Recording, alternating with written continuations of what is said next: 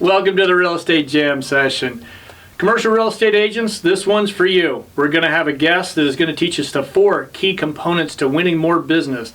Darren Krakowiak, he's been in the business for over 20 years. He's been a mentor, a trainer, a coach. He's done it all. And he walks us through all the tips and tricks to really help us grow our business. So make sure you check out the video. And while you're there, make sure you give us a like.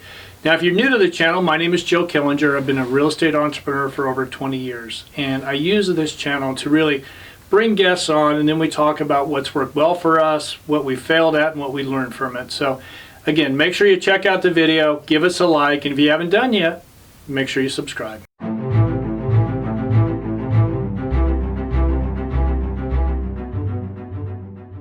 Darren, thank you for coming on today. I really want to focus on the hot topic, the top 4 tips you can give us to win some commercial real estate business. And I know with your past, your career, you've been in the business over 20 years. You've got to have some good ones. So let's jump right in and hear what you have to say. Yeah, Joe, I've developed this little framework, and I think there's only 4 things that really matter when it comes to winning more work in commercial real estate. Now, these are the 4 things that any real estate agent or broker can assess external to the client that they're looking to do work with. So these are not the internal factors that matter. These are kind of the things that when looking at a market, you can assess. And those 4 things are the relationship that you have with the prospect. Also, it's your market position. So are you seen as the market leader, or are you a credible alternative to the market leader? It's your ability to respond to the briefs. So do you understand what the client wants? And are you putting work into your proposal that demonstrates your ability to deliver on what the client wants?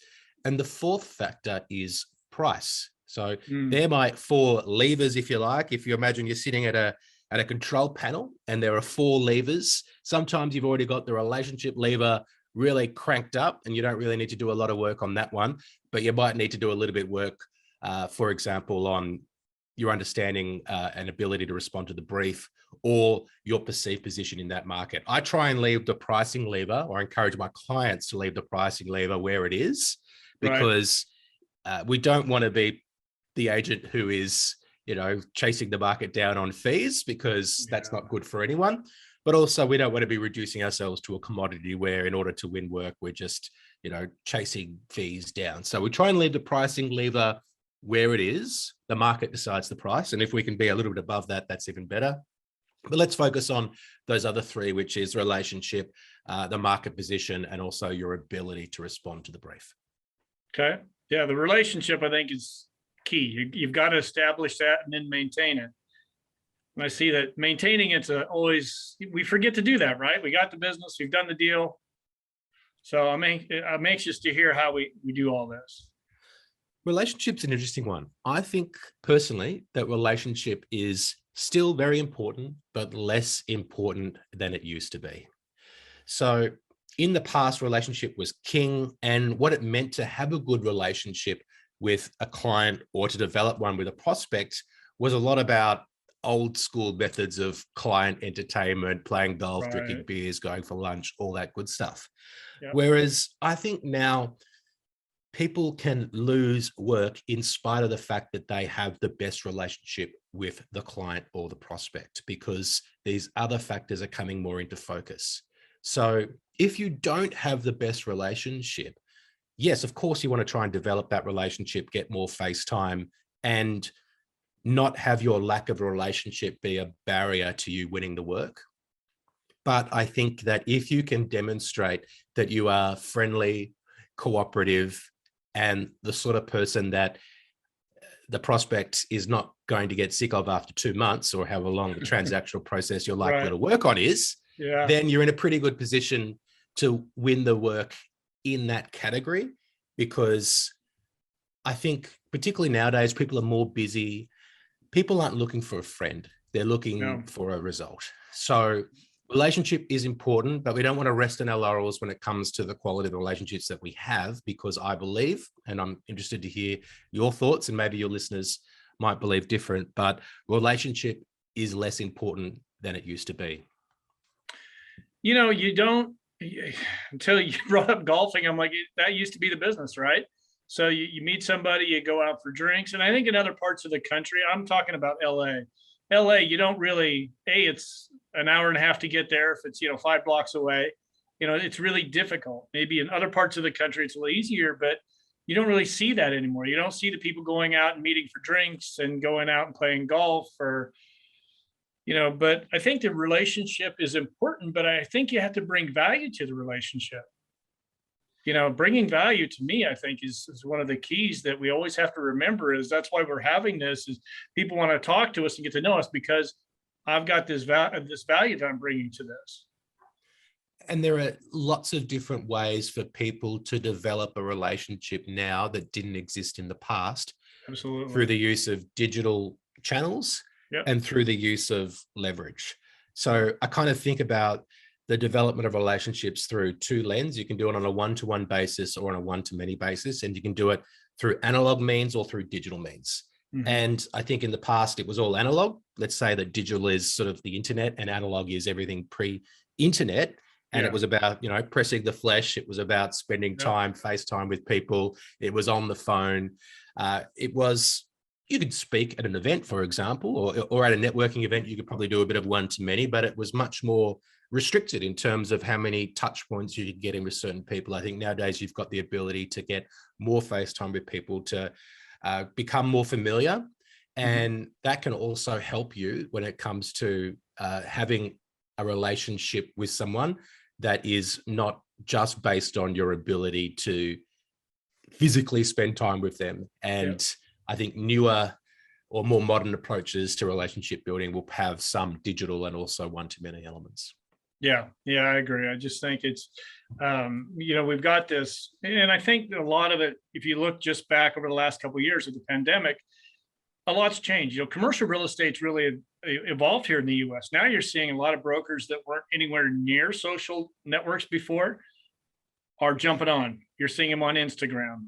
You're seeing them on Twitter. Well, there was a lot of them on Twitter, but they're more active on it. Facebook, and of course, LinkedIn, I think almost everybody's been on, but you're seeing them on. And I think it's a great way to take over. I mean, if you're up against somebody, you're a newer agent, you're up against somebody that's been in the business a while, and they're relying on referral business and, that old method of, hey, let's go grab a beer or let's go play golf. I think you can take over that market if you're coming up, because you can be putting content out that shows that you bring a lot of value and you're going to touch a lot more people. And it's a lot more efficient, both in terms of time, but also in terms of cost. Just think about how much it would cost. Let's put organic to one side. You can get a long way just producing organic content. But even if you wanted to, like you say, come into a market where you didn't have much of a position, but just start bombing the market with some paid digital advertising, getting in front of the right people, you're going to build up your profile very quickly. And then you're going to go some way to addressing, two of the other points, which are part of this framework, which is, are you seen as a credible alternative to the market leader? And can you demonstrate an ability to respond to the brief? You can do two of those things through the content that you're creating on social media and through digital advertising. We're kind of getting into the personal branding space rather than the ways to win space, but I guess it is all related. Yeah, it all kind of comes back. Yeah, I kind of sidetracked you there. Sorry. That's a passion I have. I just think a younger broker or younger agent can get in and bring value and show a lot more people. So, but yeah, let's continue down your 4. Okay, sure. Well, let's talk about the market position. And I mentioned that it's, if you're seen as the market leader, great. But also you can be seen as a credible alternative to the market leader. So this is things like your track record. Can you show a body of work that demonstrates that you're somebody who is credible to handle the work based on your past experience? Are you credible? Are you somebody who has the experience? And you may not necessarily have the best experience or the most relevant track record, but can you leverage the track record that you have in order to make it relevant to the specific opportunity that you're chasing? So it's all about being a credible alternative to the market leader if you're not the market leader. Of course, if you aren't able to do that, then I would even go further back in this kind of process of, can you win it? Do you want it? Should you chase it? And you may even think, well, is this the type of work that I should be chasing? Because if you don't have any experience in this area, then it may not actually be the right job for you. But assuming it is one that you do want to do, maybe it's a larger deal than you typically do in that market, but you've got experience doing larger deals elsewhere, or it's with a certain type of sector that perhaps you've got experience in, but not in that particular market. These are all things that you can look to demonstrate to improve your perceived ability to deliver on that particular job. Okay. What, as far as a market leader, when you say market leader, you're talking about the broker in the area that's the top dog in that asset class in that area? Well, it's funny, Joe, because when you go into a market and you ask who's the market leader, whoever you ask will generally tell you that they are, right? So it's kind of where I was going. I'm like, you know what? If you talk to any of our agents, I've got a little definition, which is not sort of scientifically based, but it's one that I sort of put out there to help people understand. Is there somebody who's winning 80% of the time for the work that they want to win? Right. So if you're winning 4 out of 5 bids, pitches, listings that you want to get, then you're probably the market leader. You're not going to win every single thing, but if you're winning 80% of the time, that's a good indication that you're a market leader. I think you can also measure it based on market share. Right. It depends, of course, on how big the market is. If you're in a smaller market where there's only 5 agents, then 30 or 40% is going to be enough to give you the market leader. If you've got a 30 or 40% market share in a downtown LA, then you're absolutely killing it, right? So it depends on the market. It depends on, as long as there's a problem that we have in there's a couple companies here in LA that they're a market leader on the west side of Los Angeles, but what they're doing is they're going out, instead of a 5% commission, they're taking it for 3, 2.5, and get your tenant or your buyer has to pay your commission.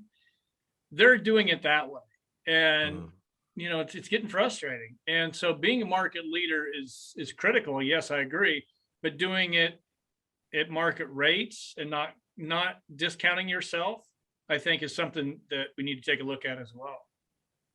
Yeah, I think a lot of people in the market, when I speak to clients and I ask them, what are some objections that you're trying to deal with, and do some role playing, get some frameworks to help people get over those objections. And sometimes I'll say, and how are you going with price?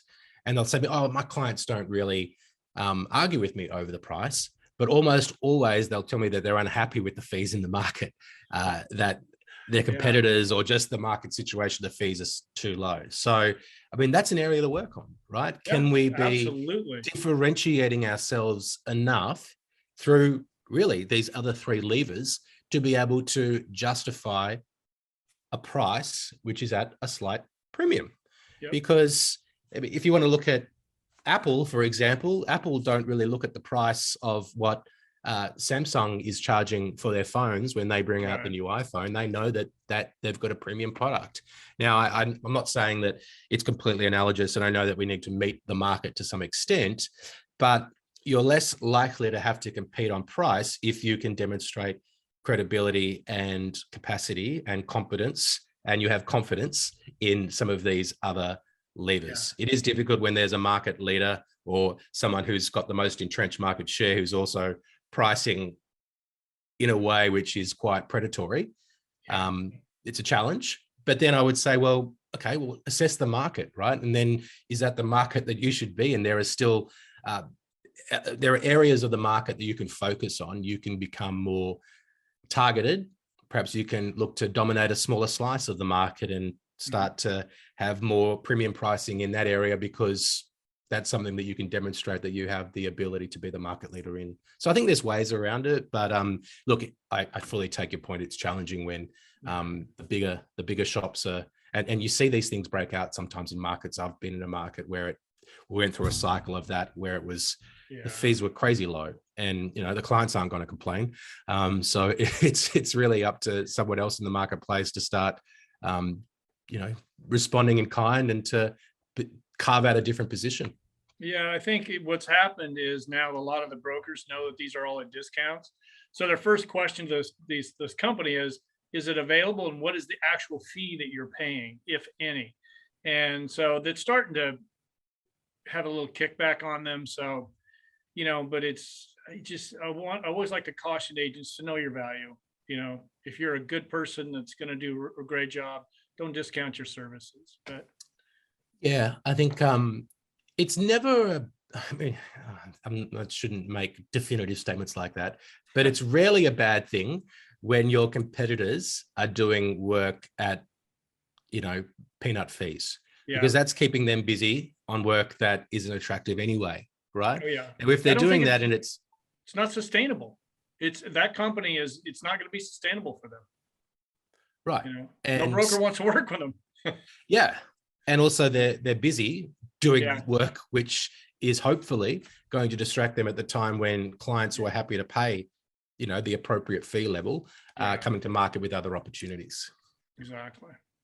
Um, I, it's funny though. I've seen. I'm sure you've seen this as well. Like the question that you asked about, well, what was the actual fee and who was paying Yeah, and all that sort of stuff. I think that that's a little bit of shop talk and industry talk. I think I don't know how much the clients care about that, but it's certainly a sledge that agents use against each other when if they don't win something to try and justify why they didn't win it, and they can look yeah, at that's they just sort of dropped their pants on the fee. yeah, Okay, but yeah, there are still other things that you could have done in order to win the work. So yeah, it may go into the kind of the reasons, but don't use it as an excuse. I would say, yeah, don't just say, oh, well, they discounted the fee, so therefore there was no chance for us. There are still other things that you can do to demonstrate value. So we don't just want to concede that we can't ever win the work because somebody's, yeah, agree. discounting to a Yeah, we don't certain want to use degree. it as a crutch because, again, it's not sustainable. So if you're a pitch against them, you can say, listen, they're going to discount the commission. And say, listen, I can tell you now, why would I bring a client to you if you're going to list with them? Because I've got to take a discount and fee, or I got to get it from my client that's already paying market plus my fee. So yeah, it's not sustainable. So you don't want to use it as a crutch, but if you get a pitch, against them, you've got an opportunity. Well, let's talk about price before we talk about the understanding of the brief. And a couple of things on price is, I think that if you are not great at negotiating your fee, then it might call into question your ability to negotiate on behalf of your client. So Good that's point. Yeah. just something to reflect on. And also, I think we want to make sure that our fees produce a result where the interests of the agent, the broker, and the client are aligned. Right. So if we can show the client that this is the fee that is going to produce, that this is the fee that's produced all of these other results, which is the Yeah. track record that I've shown you. And what we've found is that when we've got this fee structure in place, then everything else is aligned. Your interests are aligned with my interests, are aligned with the market's interests. And that's how we're able to achieve the best results in the marketplace based on the track record that I've shown you.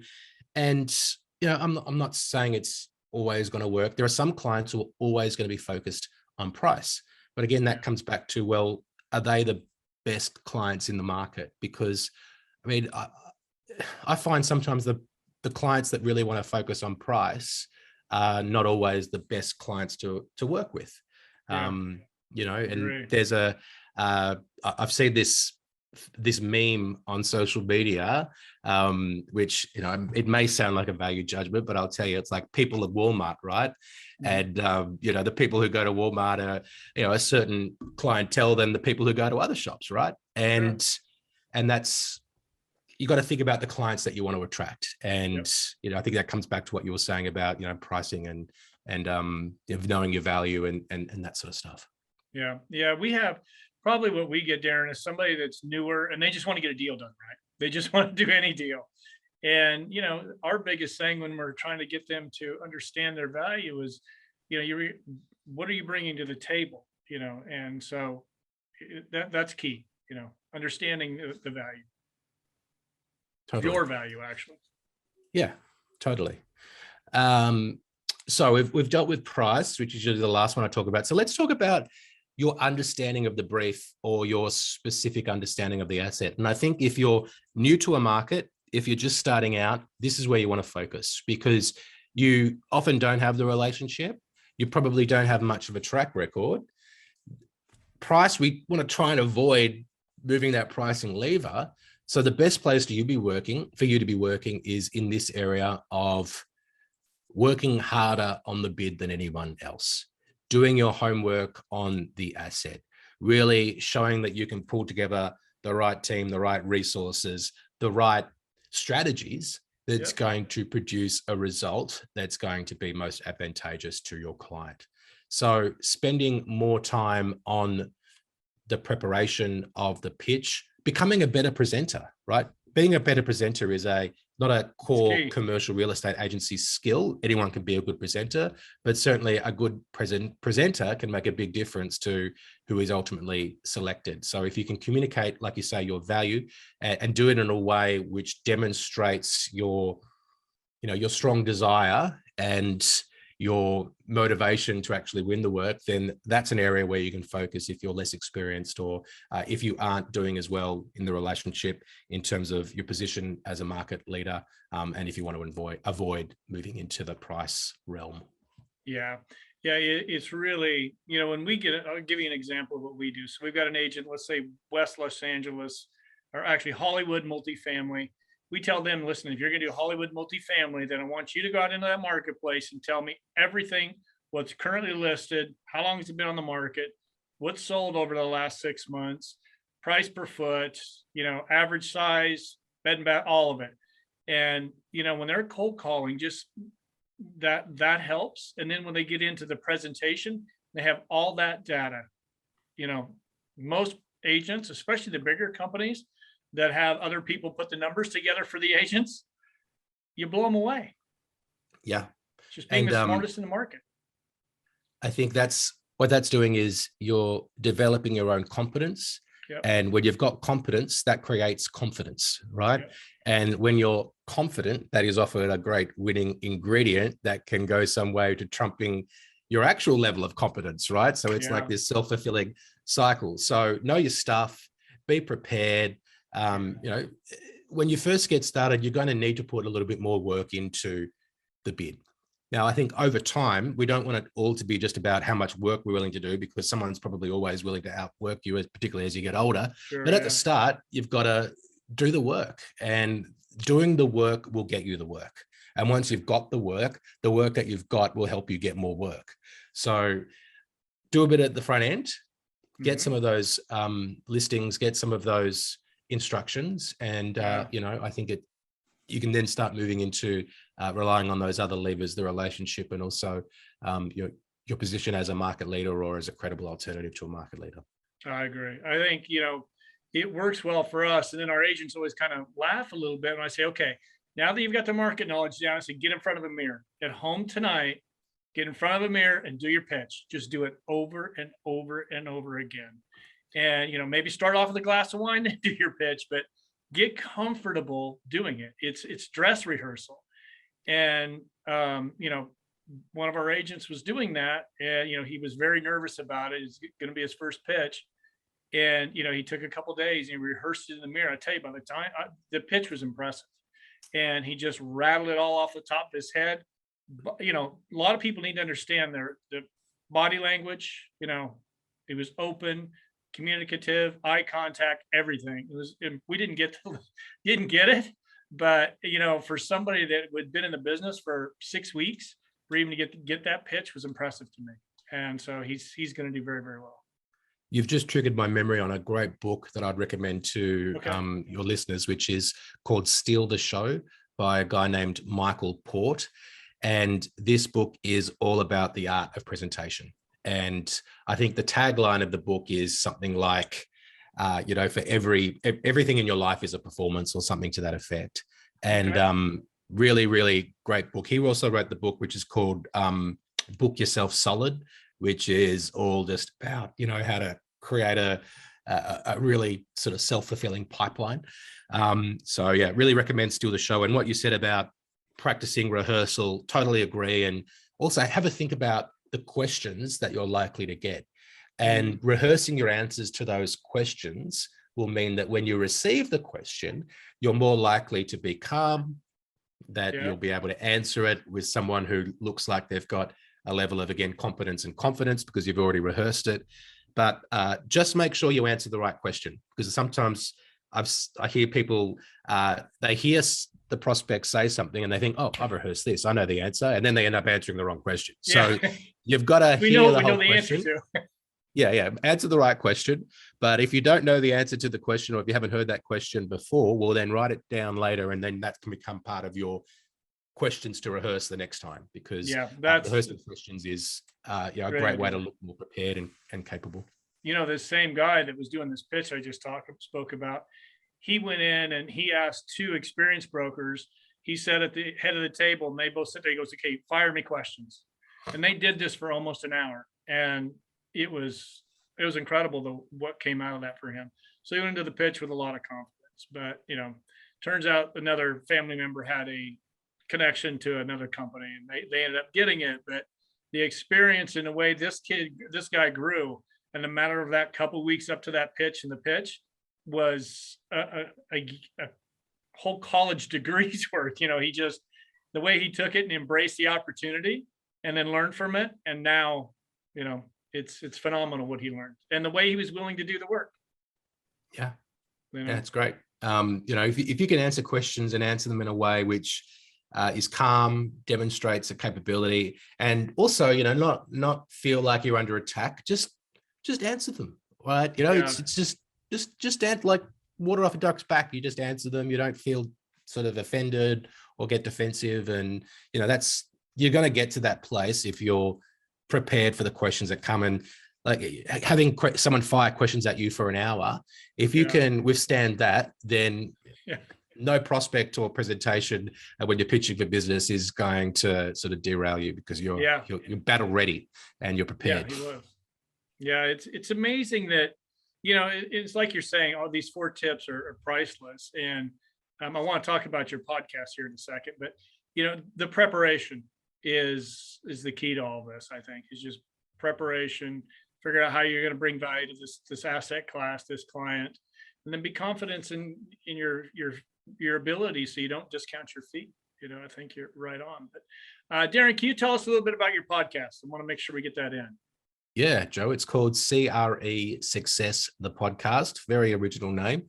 And it's all about success in commercial real estate. So I help commercial real estate agents save time, earn more, and be top performers in their market. And every episode I try and just share something like the framework I've shared today with you to help people have the abilities, habits, and tools that are required to be a top 1% fee earner in their market. So I'm not saying that you'll listen to one episode and you'll be a top 1% fee earner, but you listen long enough and you'll start to have the abilities, habits, and tools that put you in a position to be one. So appreciate the opportunity to plug my podcast on your show. Well, I'm going to, and I'll have our agents check in, because this information you're giving is priceless. And so I'm going to put how often do you put your podcast out? Is it every week? Once a week. Yeah. So okay. I've been going now, I think we're up to, we're in the 80s in terms of the number of episodes. And I did the first 50 episodes in this format, me interviewing somebody else. Okay. And since episode 51, I've been doing a kind of soliloquy, a monologue, where it's just me talking to camera for, 10 or 15 minutes, and also obviously recorded as a podcast. But I wanted to do that, one, to create some YouTube content, because people say, you've got to start building up a YouTube channel, and I'm behind where you're at. But I think you've got over 2,000 subscribers. So that's something really for me to strive to. Also I wanted to, and again, this is no criticism of the interview format, but the interview format isn't easy in terms of buttoning down guests to actually turn up when they say they're going to turn up, commit to doing it. But also someone told me that you want to position yourself as the expert. And I'm like, oh, okay. All right. Well, and she said to me, you'll be able to do that better if you're not asking the questions, but if you're just talking about your expertise. So I thought I'd give it a go. And it's probably the element that's more difficult is the fact that I talk to camera and I record it live. So it's one straight recording. So that's a little bit more challenging, keeping my eyes on the Sure, camera. yeah. But it's probably a little bit less time consuming in terms of going through the whole interview process. And it does also give my content each week a bit of focus. So I send out a weekly email to my subscribers, and it's about what I'm talking about in the podcast. My virtual assistant cuts up bits and we put that out on the socials. Good. So it's a little bit more efficient and effective just in terms of ticking a few other boxes. And downloads are up a bit.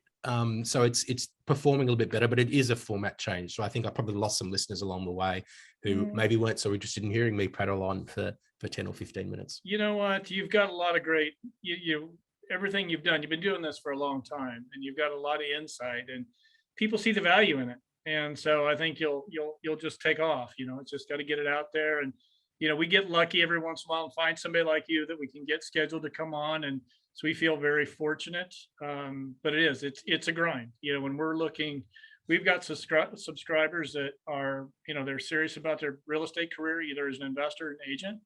And so my focus is just to bring them value and finding people like you that we can bring on, and, and then give your contact information. So if they want further information from you, we can be that conduit to drive them to you and to really, so they can learn. I just am, the better people we bring into this industry around the world, all boats rise, right? So we just bring good people in, and, let's take over with the top-notch people. So, but Darren, thank you very much for today. I'm going to put your podcast information down below so people can go in and link to you directly. And I'll put your email so they can reach out. And for those of you watching, thank you for watching today. And if you could, make sure you like, and if you haven't done so yet, make sure you subscribe. And Darren, thank you for taking the time today. Thank you, Joe. Appreciate it.